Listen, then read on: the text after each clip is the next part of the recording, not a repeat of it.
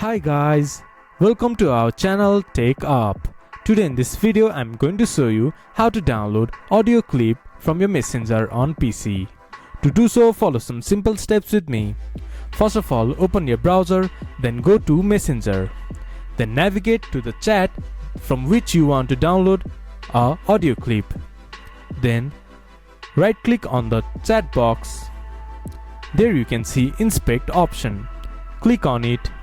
Then this type of window will appear in your screen. From here, go to network. Then this type of interface will appear in your screen. Play the audio. Then audio clip will appear in your screen. Double tap the audio clip. Then it will automatically download to your PC. This is how you can download audio clip from your messenger. This much for today's video. If you guys find our video helpful, please leave a like and comment. And do not forget to subscribe our channel and hit the bell icon. I'll see you guys again in our next video. Thank you for watching.